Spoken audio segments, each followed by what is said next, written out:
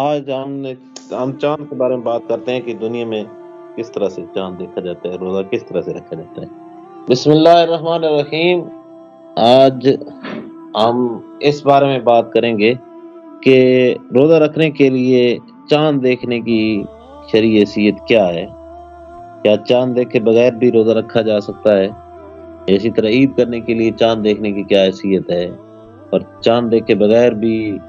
جس طرح کے کیلنڈر ہوتے ہیں پہلے کیلنڈر بنا کر روزہ رکھا جا سکتا اور عید کی جا سکتی ہے۔ اور اس اور بار ایک اور مسئلے کے بارے میں بھی ہم ڈسکس کریں گے، وہ یہ ہے کہ سعودیہ میں عید یا رمضان منانے کا کیا طریقہ کار ہے، کیا وہ چاند دیکھ کر مناتے ہیں، پاکستان میں کیا ہے، اور اس کے علاوہ دوسرے ممالک میں کیا ہے۔ سب سے پہلے تو صحیح حدیث ہے، ہم اس بارے میں بات کریں گے کہ شرعی حیثیت کیا ہے، کیا چاند دیکھ کے بغیر بھی اندازے کے ساتھ یا پہلے کیلنڈر بنا کر ہم روزہ یہ رکھ سکتے ہیں، یہ عید منا سکتے ہیں؟ تو یہ بالکل جائز نہیں ہے، ٹھیک ہے۔ نبی کریم صلی اللہ علیہ وآلہ وسلم کی صحیح حدیث ہے، اور اس مضمون کی کئی اور متعدد احادیث بھی موجود ہیں۔ آپ نے فرمایا صوموا لرؤیتہ وافطروا لرؤیتہ، کہ چاند دیکھ کر روزہ رکھو اور چاند دیکھ کر ہی عید مناؤ۔ تو روزہ رکھنے کے لیے اور عید منانے کے لیے ضروری ہے کہ چاند دیکھا جائے، ٹھیک ہے۔ اور پہلے سے کیلنڈر بنا کر ہم نہ روزہ رکھ سکتے ہیں نہ عید منا سکتے ہیں۔ چاند دیکھنا ضروری ہے، چاند نظر آئے گا تو دوسرے دن روزہ ہوگا، اور چاند نظر آئے گا تو دوسرے اس کی جو پھر اگلی جو صبح ہوگی اس میں عید بھی ہوگی۔ اس کے علاوہ اور کوئی حل نہیں ہے، ٹھیک ہے۔ تو اس کے لیے کیلنڈر بنانا یہ شرعی طور پر درست نہیں ہے۔ علماء نے مختلف توجیہات پیش کی ہے موجودہ جدید دور کو مد نظر رکھتے ہوئے، لیکن میری جو ذاتی سوچ ہے میرے خیال میں اس طرح سے کرنا درست نہیں ہے۔ چاند دیکھنے کے لیے جدید سے جدید ذرائع ہم استعمال کر سکتے ہیں کہ مطلب پر چاند نظر آیا ہے یا نہیں نظر آیا، لیکن اندازے سے ہم کیلنڈر نہیں بنا سکتے، ٹھیک ہے۔ تو یہ بات واضح اور ہو گئی کہ اس کے لیے چاند دیکھنا یہ روزہ رکھنے کے لیے اور عید کرنے کے لیے یہ ضروری ہے، ٹھیک ہے جی۔ اور دوسری بات کہ ممالک میں جو بالخصوص سعودی عرب، پاکستان، انڈیا اور جو یورپین کنٹریز ہیں ان میں کیا طریقہ کار ہے، کیا وہ بھی چاند دیکھ کر روزہ رکھتے ہیں اور چاند دیکھ کر عید مناتے ہیں، ان کے علاوہ کیا ہے، ٹھیک ہے۔ تو سب سے پہلی بات یہ ہے کہ ہم سعودیہ کو لے لیں تو سعودیہ میں یہ ایک بہت بڑی غلط ان کی روٹین ہے کہ انہوں نے پہلے سے کیلنڈر بنائے ہوئے ہیں، ٹھیک ہے۔ وہ چاند وغیرہ نہیں دیکھتے، کیلنڈر کے مطابق وہ روزہ رکھتے ہیں، جو ام القرآ نام کا ان کا کیلنڈر انٹرنیٹ پر اب بھی موجود ہے، ام القرآ، ٹھیک ہے۔ تو اس کے مطابق وہ مطلب فکس کرتے ہیں، تو یہ درست نہیں ہے، ٹھیک ہے۔ یہ ان لوگوں کی بہت بڑی گمراہی ہے اور غلطی ہے، اور اکثر جو مغربی ممالک ہیں ان میں پھر انہی کے اس فعل کو، چونکہ مکہ اور مدینہ ایمان کا مرکز اور محور ہے، تو وہاں پر یہ ہے تو انہی کو فالو کیا جاتا ہے، اور وہ بھی اسی طریقے سے کرتے ہیں۔ تو پہلے سے اناؤنس ہو جاتا ہے کہ جی فلاں دن ان کا روزہ ہوگا، ٹھیک ہے۔ تو وہ اپنے کیلنڈر کے مطابق اس طرح سے کرتے ہیں۔ پاکستان میں یا انڈیا میں چاند دیکھ کر کیا جاتا ہے، ہونا بھی اسی طرح چاہیے، ٹھیک ہے۔ تو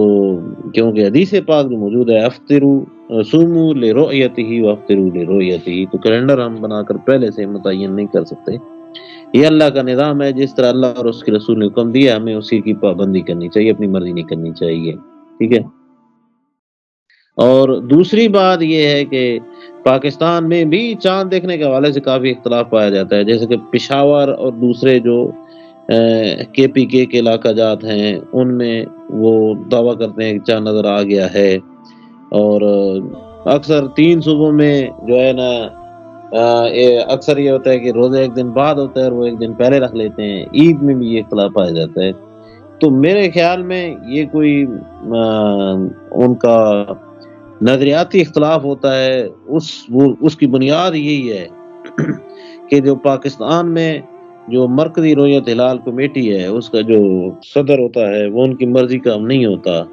یا اس کے وجود سے یا اس کی شرعی حیثیت سے ان کو اختلاف ہے، تو وہ پھر ضد کرتے ہوئے ایک دن وہ پہلے اپنا چاند نکال دیتے ہیں۔ یہاں یہ ممکن ہے سائنسی لحاظ سے، ہر لحاظ سے یہ ممکن ہے کہ ایک علاقے میں چاند پہلے نظر آ سکتا ہے اور دوسرے میں بعد میں نظر آ سکتا ہے، لیکن میرا خیال میں جہاں تک تحقیق کے لیے بہت بڑے بڑے علماء نے اس بات پر تحقیق کی ہے، وہ اس بات کی پابندی نہیں کرتے، ٹھیک ہے، امکان کو وہ مسترد کرتے ہوئے وہ اپنی مرضی سے چاند نکال کر لے آتے ہیں، ٹھیک ہے۔ تو آج کا جو رویت ہلال کمیٹی کا جو چاند کا دیکھنے کا جو اجلاس تھا نا مرکزی کا، وہ بھی پشاور میں ہی تھا، غالباً اسی لیے انہوں نے منعقد کیا تھا۔ تو یہ اب دیکھنا ہے کہ وہ کیا کرتے ہیں، پھر ان کے ساتھ اتفاق کرتے ہیں یا نہیں کرتے، ٹھیک ہے۔ بہرحال یہ ایشو ہے کہ وہ اپنی منمانی کرتے اس طرح کرتے ہیں، شرعی حیثیت میں اس طرح سے کرنا درست نہیں ہے، ٹھیک ہے۔ ریاست کے قانون کو جہاں تک ممکن ہو اس کی تابعداری کرنی چاہیے، اس کے فالو کرنا چاہیے۔ اگر وہ شریعت سے متصادم ہو رہا ہے کسی سلسلے میں تو پھر اس کو فالو کرنا یہ ضروری نہیں ہے، لیکن یہ شریعت سے کوئی متصادم نہیں ہے۔ تو اکثر یہ ہوتا ہے کہ جس طرح بھی رات کے تقریباً 9:15 ساڑھے 9 بجے رویت ہلال کمیٹی نے پاکستان میں چاند دیکھنے کا اعلان کیا کہ چاند نظر نہیں آیا، تو میرے خیال میں ان کو چاند دیکھنے کے جدید سے جدید ذرائع استعمال کرنے چاہیے، اور اتنی دیر سے چاند نظر آنے یا نہ آنے کا ان کو اعلان نہیں کرنا چاہیے، وقت پر کر دینا چاہیے، کیونکہ اکثر لوگ پھر انتظار میں بیٹھے ہوتے ہیں، لوگ نماز پڑھ کے چلے جاتے ہیں، تراویح وغیرہ بھی پڑھنی ہوتی ہے، تو اس سلسلے میں ان کو کوئی ضابطۂ کار ایسا بنانے کی کوشش کرنی چاہیے، اپنے کام میں جلدی کریں، صورت دکھائیں اور جلدی اس کا اعلان کیا کریں۔ تو یہ چاند دیکھنے کے حوالے سے مسائل تھے جو میں نے عرض کر دیے۔ جی ماشاءاللہ سر جی، میں آپ سے صرف ایک دو کویسچن کرنا چاہتا ہوں، جو بتانا چاہتا ہوں، جو میں نے سنا، میں بھی آپ سے سنا ہوگا کہ حضور صلی اللہ علیہ وسلم کی ایک حدیث بھی ہے سر جی کہ اگر آپ کو گواہی مل جائے ایک جگہ سے، تو کوئی بندہ آ کے گواہی دے دے کہ وہاں پہ چاند نظر آ گیا اور وہاں پہ عید ہو رہی ہے یا روزہ رکھ لیا انہوں نے، تو آپ روزہ توڑ دو اور اپنی عید کر لو، یہ ٹھیک ہے؟ اور دوسرے نمبر پہ سر جی میں نے آپ سے یہ پوچھنا تھا کہ یہ تو ہو گیا ان کی آپس میں لڑائیاں، اور سعودی عرب کا ہو گیا اپنا کیلنڈر،